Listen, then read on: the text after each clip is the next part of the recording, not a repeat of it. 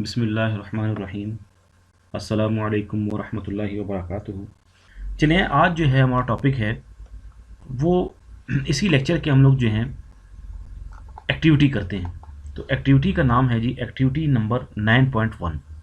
इस एक्टिविटी में जो है ऑथर ने आपसे ये पूछा हुआ है, बुक के राइटर ने ये पूछा हुआ है कि write down the balanced chemical equation for the following chemical compounds when they attain the state of dynamic equilibrium. यानी आपने जो है बैलेंस्ड केमिकल इक्वेशन लिखनी है। ये जो आपको कंपोनेंट्स दिए गए हैं, जो रिएक्टेंट्स दिए गए हैं, तब लिखनी है जब ये रिवर्सिबल हो, यानी स्टेट ऑफ इक्विलिब्रियम के अंदर हो, यानी rate of forward reaction is equal to rate of reverse reaction. तो चलिए आज हम वन बाय वन जो है इसको हम करते हैं, मिलके करते हैं। तो देखिए, पहला जो आपके पास है, कह रहा है कि आपको जो रिएक्टेंट्स हैं वो है नाइट्रोजन गैस एंड O2। तो देखिए सिंपल है कि आपके पास जब नाइट्रोजन रिएक्ट करती है ऑक्सीजन के साथ, दोनों के एक एक मोल है, तो आपके पास जो प्रोडक्ट बनेगा वो होगा 2NO, जो कि आपके पास गैस फॉर्म में है। और ये जो आपके पास NO है, इसका नाम है जी नाइट्रिक ऑक्साइड। यानी नाइट्रोजन और ऑक्सीजन जब आपस में मिलेंगे तो आपके पास नाइट्रिक ऑक्साइड आपके पास बनेगी, नाइट्रिक ऑक्साइड। ये आपका पहला हो गया पार्ट इसका। अब दूसरे में आपसे ये पूछ रहा है कि आपके पास अगर नाइट्रोजन हो और हाइड्रोजन हो, ये तो बहुत सिंपल, आप लोग जो है गुज़िश्ता लेक्चर के अंदर जो है इसका पढ़ भी चुके हैं कि एमोनिया ही बनेगी। N2 है और हाइड्रोजन है आपके पास। तो देखिए, नाइट्रोजन भी आपके पास गैसियस फॉर्म में होगी और हाइड्रोजन भी जो है आपके पास गैसियस फॉर्म के अंदर होगी। तो तीन मॉलिक्यूल्स जो हैं हाइड्रोजन के होंगे, एक मॉलिक्यूल जो है नाइट्रोजन क्रिएट करके आपके पास 2NH3, यानी इसका नाम आपके पास है जी एमोनिया।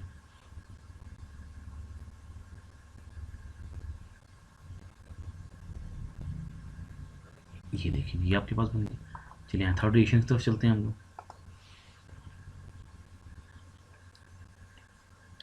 थर्ड में आपके पास ये भी आप पढ़ चुके हैं, हमने जब जो है रिवर्सिबल रिएक्शन को हमने स्टडी किया था एट इक्विलिब्रियम स्टेट पर, हाइड्रोजन एंड आयोडीन। तो ये आपको हाइड्रोजन आयोडाइड बनेगा, आप लोग उसको पढ़ भी चुके हैं। मैं क्वेश्चन लिख दूं आपके लिए, ये आपके पास गैसियस फॉर्म में है, आयोडीन भी आपके पास गैसियस फॉर्म में है। ये देखें डबल हेडेड जो है एरो है, हाफ एरो है, तो आपके पास 2 हाइड्रोजन आयोडाइड बनेगा, ये भी आपके पास गैसियस फॉर्म के अंदर। चलिए थर्ड जो है फोर्थ को पढ़ते हैं कि फोर्थ में आपसे क्या कह रहा है। फोर्थ में आपसे कह रहा है कि आपने जो नाइट्रिक ऑक्साइड आपकी बनी थी, जो NO है, ये जब दोबारा रिएक्ट करेगी ऑक्सीजन के साथ तो क्या बनेगा आपके पास। तो देखिए ये सिंपल है, नाइट्रिक ऑक्साइड ज़ाहिर बात है ये आपके पास गैसियस फॉर्म में, प्लस ऑक्सीजन तो है ही गैसियस फॉर्म में आपके पास। आपके पास जब इस दफ़ा बनेगी वो बनेगी NO2, ये भी आपके पास गैसियस फॉर्म के अंदर है, और ये आपके पास है नाइट्रोजन डाइऑक्साइड।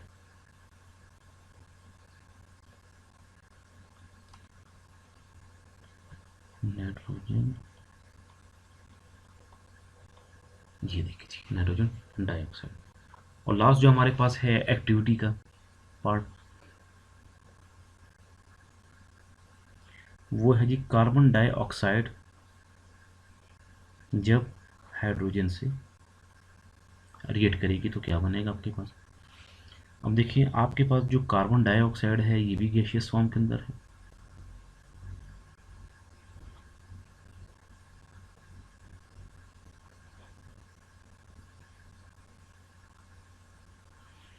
तो ये आपके पास बनेगा H2O वेपर की सूरत में, गैसियस फॉर्म में, प्लस कार्बन मोनोऑक्साइड, जो ये है आपके पास, ये कहलाती है आपके पास कार्बन मोनोऑक्साइड।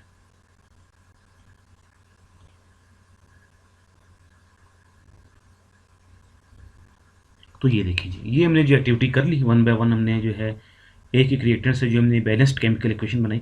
आप देखिए इनमें आप एक चीज़ गौर करेंगे कि आपके पास ये तमाम जो इक्वेशंस हैं ये बैलेंस्ड है। कैसे? अब देखिए, नाइट्रोजन के यहाँ पर 2 मॉलिक्यूल, यहाँ पर भी आपके पास 2 मॉलिक्यूल, ये देखिए ये शो हो रहा है। हाइड्रोजन के आपके पास कितने, 3 मल्टीप्लाई बाय 2 6 मॉलिक्यूल्स, और यहाँ पर 2 मल्टीप्लाई बाय 3 6 मॉलिक्यूल्स, यानी ये जो बैलेंस्ड केमिकल इक्वेशन है। अगली इक्वेशन में आप देखिए, पहली इक्वेशन में नाइट्रोजन का 1 मॉलिक्यूल, 2 मॉलिक्यूल, ऑक्सीजन का 2 मॉलिक्यूल, तो यहाँ पे ऑक्सीजन की और नाइट्रोजन के 2 मॉलिक्यूल, ये देखिए। तो दोनों तरफ जो है आपके पास नंबर ऑफ मॉलिक्यूल्स जो हैं, जो मोल्स जो हैं वो इक्वल होने चाहिए। चलिए ये जो है मैं आपको उम्मीद करता हूँ वो अच्छे तरीके से समझ आ गया होगा। अब जो है आज का जो हमारा अहम टॉपिक है, जिसको जो है आपने बखूबी जो है नोट भी करना है, और आपके जो है एग्जामिनेशन के पॉइंट ऑफ व्यू से, कंसेप्ट के पॉइंट ऑफ व्यू से बहुत इंपॉर्टेंट है, उसका नाम है लॉ ऑफ मास एक्शन। ये आपका जो है लॉ ऑफ मास एक्शन,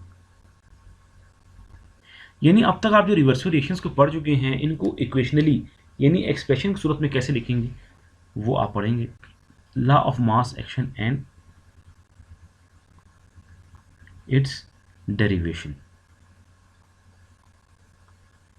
इसमें इक्विलिब्रियम कांस्टेंट भी एक आएगा, इतना बड़ी जो हेडिंग मैं नहीं दे रहा, मैं आपके लिए वो आपको जो आसान से हम चलते रहेंगे आगे आगे जो चलता समझ आ जाएगा आपको, जैसे हम कंटिन्यू करेंगे।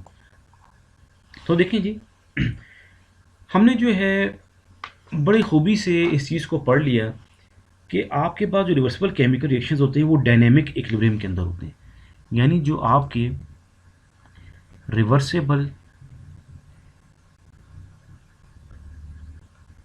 केमिकल रिएक्शंस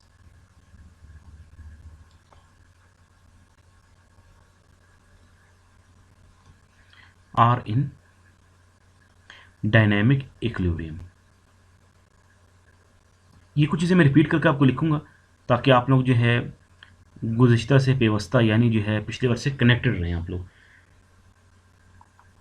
तो यही है डायनेमिक इक्विलिब्रियम होता है किसके दरमियान में, रिएक्टेंट्स और प्रोडक्ट्स के दरमियान रिवर्सिबल केमिकल रिएक्शंस में। इसी तरह फिर जो है 1864 के अंदर 2 साइंसदान थे, एक का नाम था गुल्डबर्ग और दूसरे का नाम था जी veg.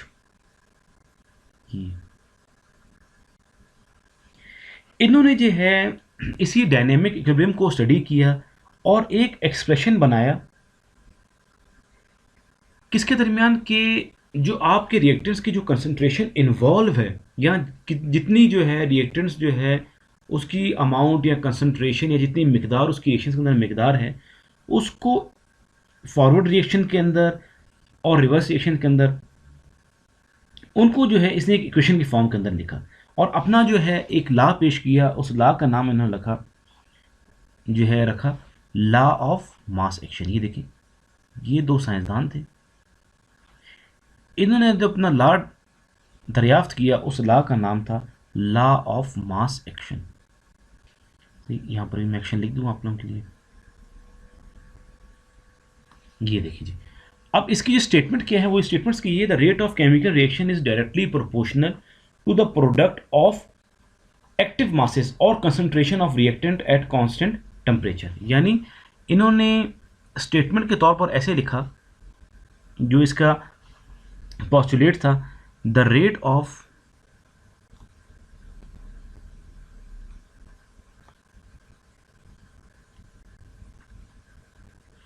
chemical reaction is directly proportional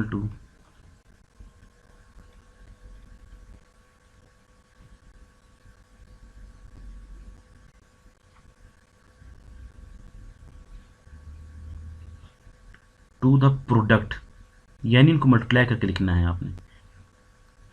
product of concentration, concentration का इसने एक और नाम इस्तेमाल किया है साइंटिस्ट ने, उसका नाम उन्होंने लिखा है एक्टिव मासेस।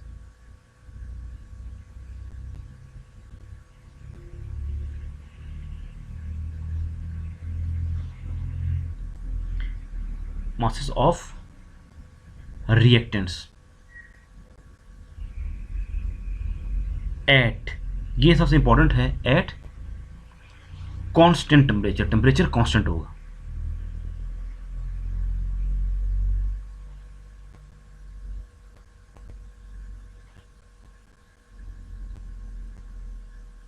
ये देखिए, ये इसके लॉ का जो है मेन जो है इसकी वर्डिंग्स है या इसकी स्टेटमेंट है। अब कैसे देखिए, ये जो है आप लोगों ने पढ़ लिए कि केमिकल रिएक्शन का जो रेट है डायरेक्टली प्रोपोर्शनल होगा प्रोडक्ट की कंसंट्रेशन, रिएक्टेंट्स के जो है कंसंट्रेशन से। अब जो है इसको फर्दर कैसे समझा जाए, वो जैसे जैसे हम आगे जाते जाएंगे इक्वेशन को साथ लेके चलेंगे तो आपको बड़े ही अच्छे तरीके से समझ इंशाल्लाह आ जाएगा।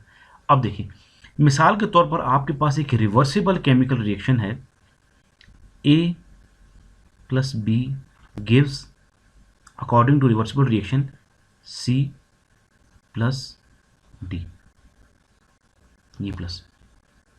अच्छा, अगर आप फॉरवर्ड रिएक्शन को लिखें, ये देखिए मिसाल के तौर पर आप फॉरवर्ड रिएक्शन को लिखें तो समवट इस तरह का होगा, A plus B gives you C plus D. और अगर आप रिवर्स रिएक्शन को लिखें, मैं रेड से शो कर रहा हूं आपके लिए, तो वो आपके पास होगा C plus D gives back you A plus B. ये देखें जी, ये आपने लिख लिया इस तरीके से। अब जो है according to law of mass action, ये हमें क्या कहता है, इसको भी हम लोग स्टडी करते हैं अभी। देखिए, according to law of mass action, ये देखिए जी, ये आपको मैं सिंपल करके लिखता हूं, रेट ऑफ, देखिए फॉरवर्ड रिएक्शन, सबसे पहले मैं इसको लूंगा, देखिए मैं टिक किया हुआ, इसको लूंगा मैं, रेट ऑफ फॉरवर्ड रिएक्शन। इसको जो उसने डोनेट किया है वो किया है आर एस से। R stands for rate, F stands for forward, is ये देख, और ये साइन जो है ये डायरेक्टली प्रोपोर्शनल किया, directly proportional to concentration of A and B. देखिए एक चीज समझना बहुत जरूरी है, जो आपके पास ये ब्रैकेट्स हैं, ये देखिए ये जो आपके पास ब्रैकेट्स हैं, ये देखिए मैं टिक लगा रहा हूं, ये ब्रैकेट्स ये शो करती हैं आपकी कंसंट्रेशंस को।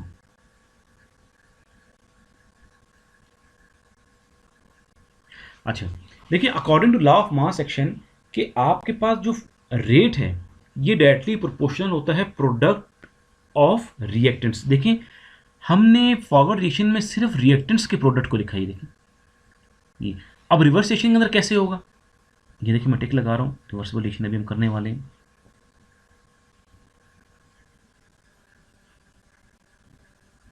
चलो खैर इसको पहले लेकर हम चलते हैं। अगर आपने जो है ये प्रोपोर्शनलिटी का साइन हटाना है तो आपको एक कांस्टेंट लगाना पड़ेगा, R F is equal to K F A into P concentrated, concentration के साथ ये चीज़ होगी आपके पास।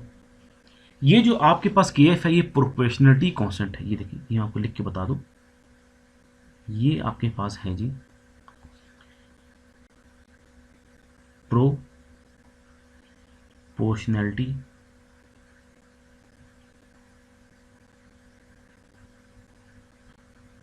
कांस्टेंट। जब आप ये साइन जो है प्रोपोर्शनल खत्म करते हो तो आपको कांस्टेंट लगाना पड़ता है, लगा ली। चलिए अभी जो है हम लोग रिवर्सेशन को पढ़ते हैं। ये देखिए rate of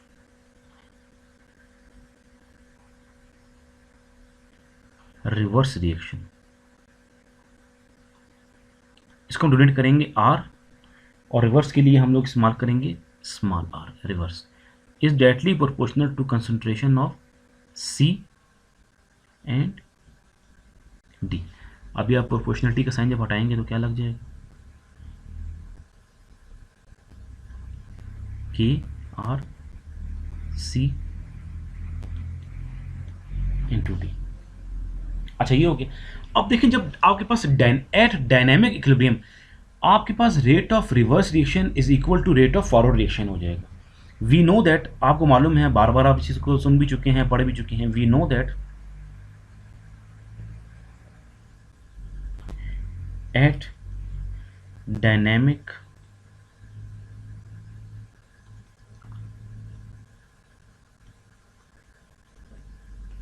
equilibrium rate of forward reaction is equal to rate of reverse reaction. अब इन दोनों की जगह इनका एक्सप्रेशन लिख दें। देखिए इसका एक्सप्रेशन आपके पास क्या बना था, मैं ब्लू जो है मार्कर से इस्तेमाल कर रहा हूँ, KFA into B is equal to, और आपके पास रिवर्स का क्या था, KR into C into D.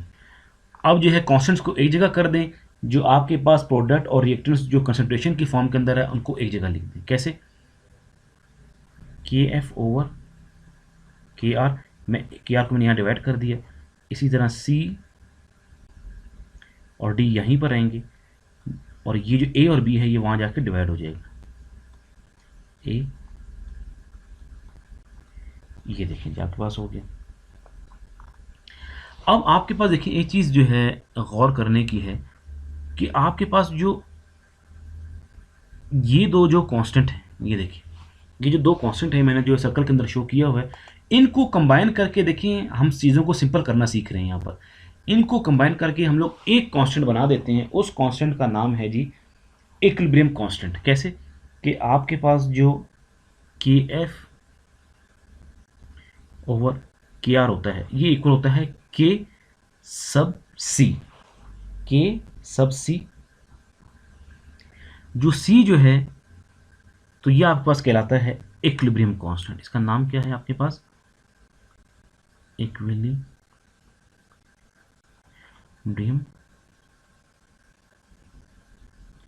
Constant. और आपके पास जो यहाँ पर C है, ये C जो है शो करता है मोलर कंसंट्रेशन को।